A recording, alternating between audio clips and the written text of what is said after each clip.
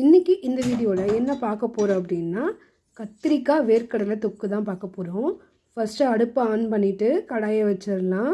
நான் கல்லெண்ணெய் கொஞ்சம் விட்டுக்கிறேன். நான் எண்ணெய் கம்மியாக தான் யூஸ் பண்ணியிருக்கேன்.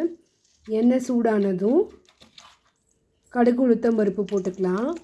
அது நல்லா பொரிஞ்சு வரும்போது கருவேப்பிலை போட்டுட்டு சின்ன சின்னதாக கட் பண்ணி வச்சுருந்த ஒரு 10 சின்ன வெங்காயம் போட்டுக்கலாம். அது கூடவே ஒரு 4 பூண்டை தட்டி வச்சுருக்கேன், அதை போட்டுக்கலாம். அதுக்கப்புறம் நான் ஒரு 5 கத்திரிக்காய் கட் பண்ணி வச்சுருக்கேன், அதை சேர்த்துக்கலாம். கூடவே அதுக்கு தேவையான மிளகாய்த்தூள், மஞ்சள்தூள், உப்பு இதெல்லாம் போட்டுக்கலாம். போட்டு நல்லா கிளறி விட்டுக்கணும். அந்த மஞ்சள்தூள், உப்பு எல்லாம் மசாலா எல்லாமே அது கூட மிக்ஸ் ஆகிற வரைக்கும் நல்லா ஒரு 2 நிமிஷம் கிளறிக்கோங்க.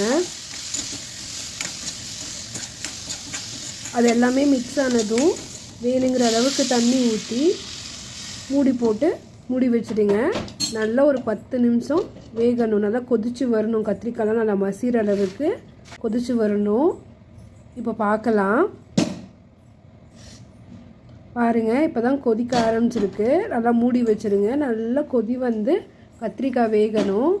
பாருங்கள், நல்லா கொதி வந்துட்டுருக்கு. நம்ம இதுலேயே மசிச்சு பார்த்துக்கலாம் கத்திரிக்காய் வெந்துருச்சா இல்லைன்னு சொல்லிட்டு. நல்லாவே வெந்துருச்சு. முடிஞ்ச அளவுக்கு நீங்கள் வேணும்னா மசிச்சு விட்டுக்கோங்க. இல்லைன்னா அப்படியே கூட நீங்கள் நீட்டமாக கத்திரிக்காய் அப்படியே வேற சாப்பிட்லாம். நல்லா கொதிக்கட்டும். கத்திரிக்காய் நல்லா மசிஞ்சு வந்ததுன்னா டேஸ்ட்டு சூப்பராக இருக்கும்.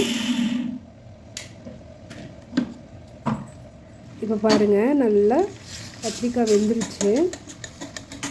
இது கூட நான் கொஞ்சோண்டு வேர்க்கடலை, கொஞ்சமாக ஒரு கையளவு வேர்க்கடலை மிக்சியில் போட்டு நல்லா 1-2 அரைச்சி வச்சுருக்கேன்.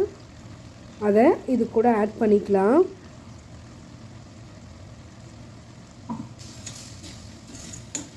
உங்களுக்கு கன்சிஸ்டன்சி எந்த அளவுக்கு வேணுமோ அதை பார்த்துட்டு நீங்கள் வேணும்னா எக்ஸ்ட்ராவாக தண்ணி கூட ஆட் பண்ணிக்கலாம்.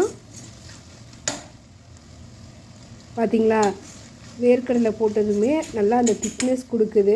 உங்களுக்கு எந்த அளவுக்கு கன்சிஸ்டன்சி வேணுமோ அதுக்கு தகுந்த மாதிரி நீங்கள் ஆட் பண்ணிக்கோங்க. நான் இது கூட லைட்டாக தண்ணி ஆட் பண்ணியிருக்கேன். அவ்வளோதான், கத்திரிக்காய் வேர்க்கடலை தொக்கு ரெடி ஆயிடுச்சு. சூடான சாதத்துக்கும் சப்பாத்திக்கும் ஏன் பிரியாணிக்கு கூட நல்லாயிருக்கும். ட்ரை பண்ணி பாருங்கள். இந்த வீடியோ உங்களுக்கு பிடிச்சிருந்தா லைக் பண்ணுங்கள்.